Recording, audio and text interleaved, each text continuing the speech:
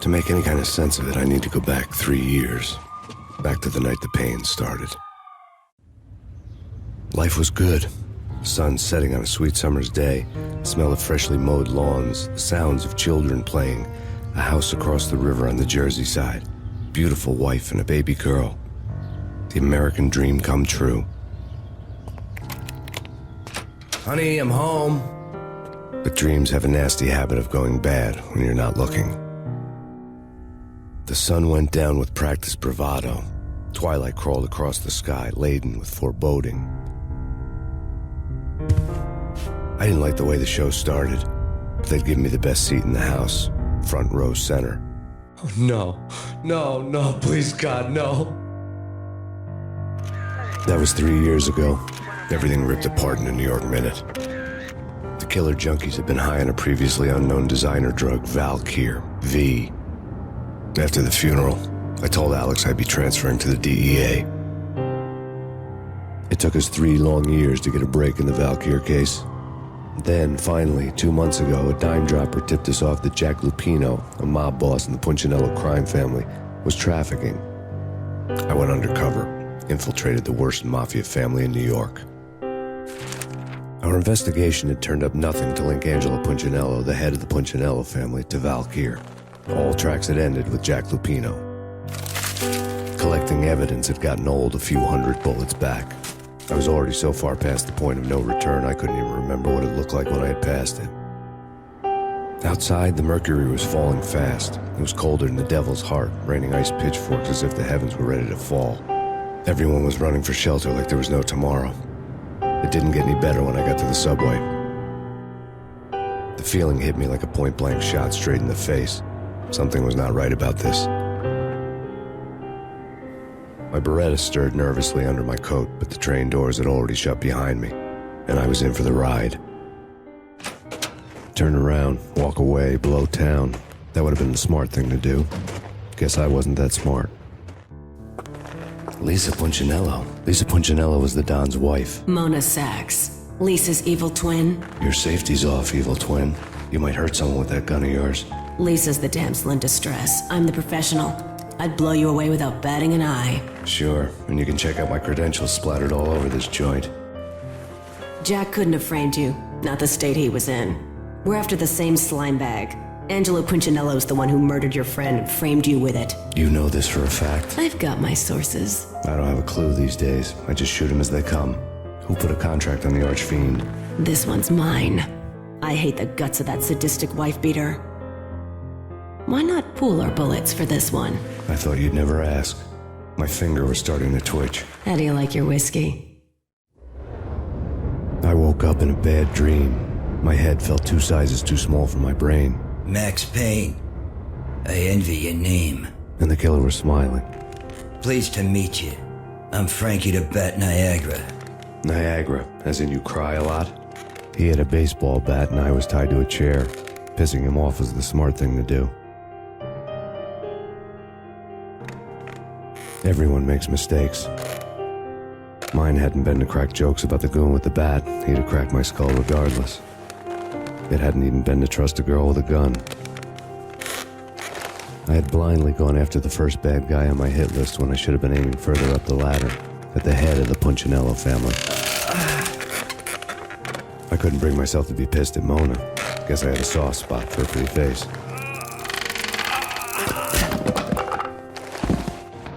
But when somebody decides to play baseball with your head, you tend to get sore.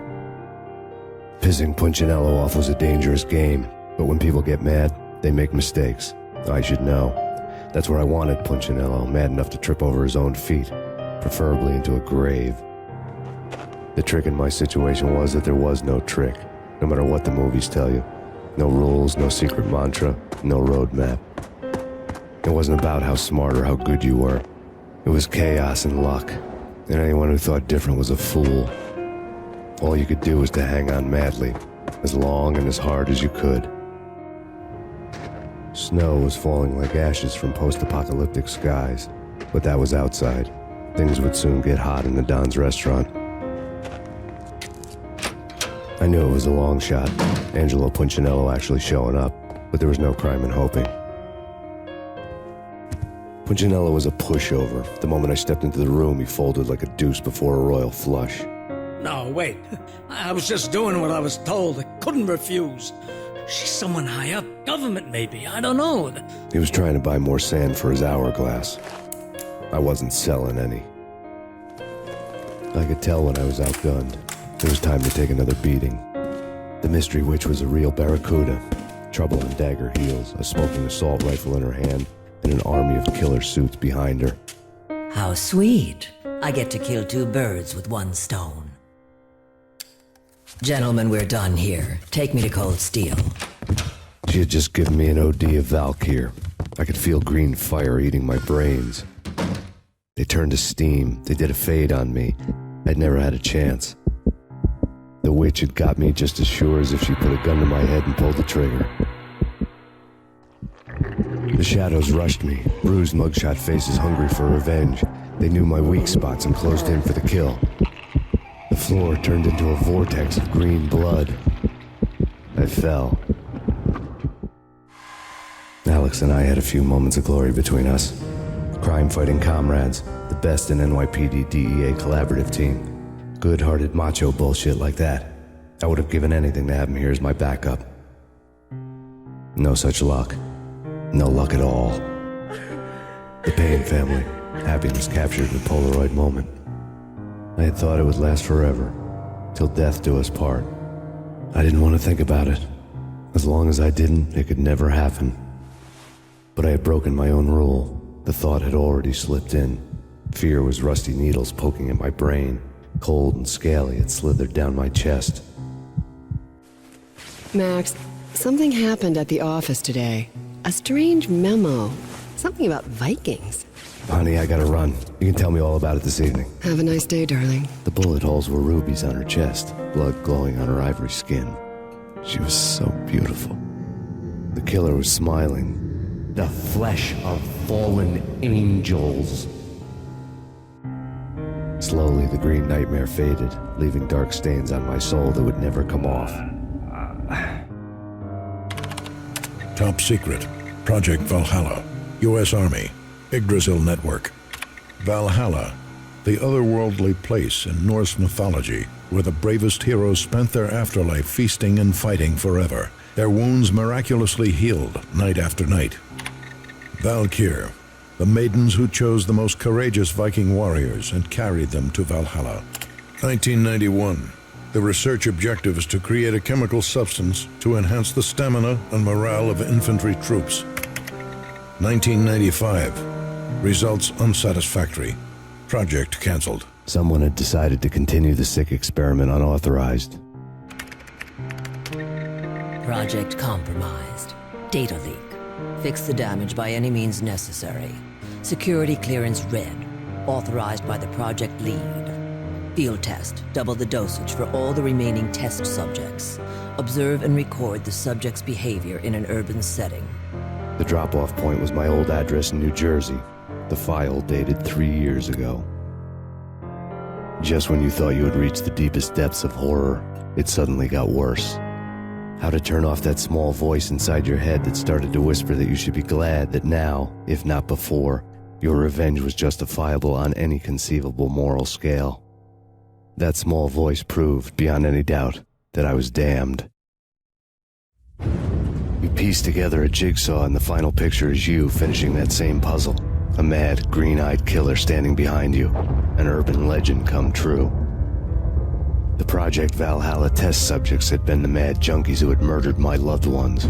The rest was simple body count math. It all pointed to her. Ms. Valkyr. I felt thin as death.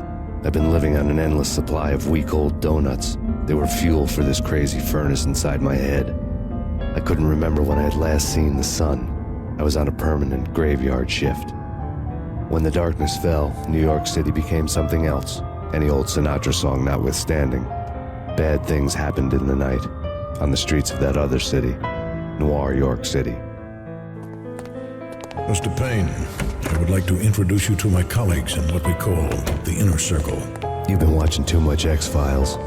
You have seen the files on Project Valhalla. We can fill the gaps, provide you with the information missing from those files. We were all involved in the early stages of the project during the Gulf War. What's the catch? We would very much like to blow this thing wide open, but our hands are tied. Her name is Nicole Horne.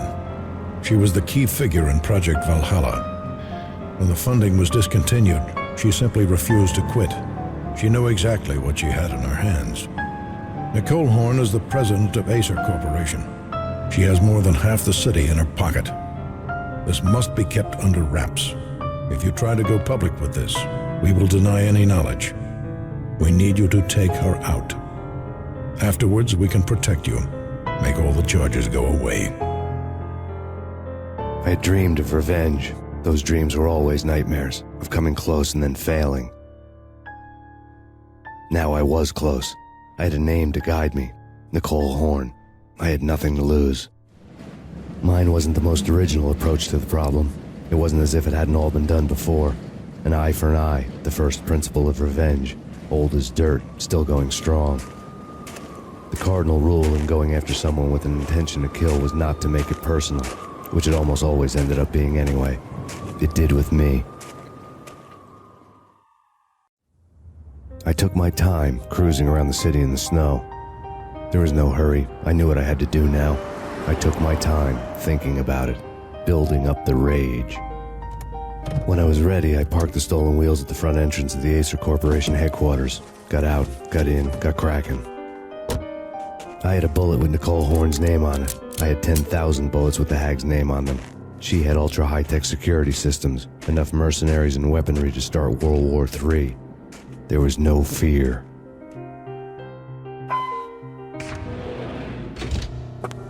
Mona, looking good. Max, we gotta stop meeting like this. It will be a cold day in hell before I let a narc cop stop me. Miss Sachs, do your job. Relax, Max. You're a nice guy. I don't kill nice guys. You're not bad yourself. It was different when Horne wanted Punchinello dead. To cut her ties to the Mafia, he deserved to die. The same goes with her. She's the bad guy here. Her sister was whispering to her in my favor. I knew the appetites of ghosts intimately. They hungered for revenge. No! A gunshot boomed and she fell down in slow motion. She was a nice girl, not really a stone-cold killer. And now she was stone-cold dead. Something clicked for the final time. My mind had never been so clear, as if somewhere high above the storm clouds were already gone, cold stars blazing from the black skies. Valkyr had been meant to be a white-winged maiden that would lift you to a warrior's heaven, but it turned out to be a one-way demon ride to hell. The devil was in the drug. I knew. I had met him.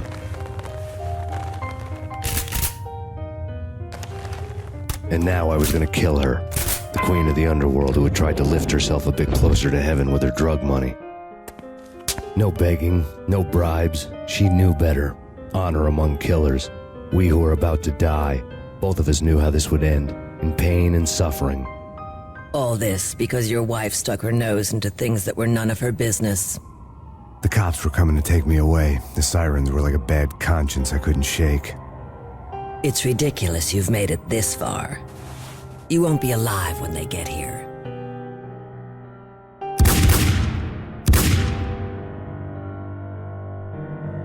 And then it was all over. The storm seemed to lose its frenzy. The ragged clouds gave way to the stars above.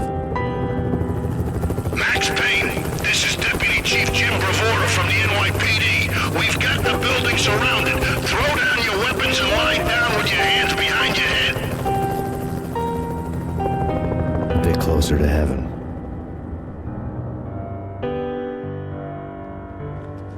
The cops' voices were distant and muted.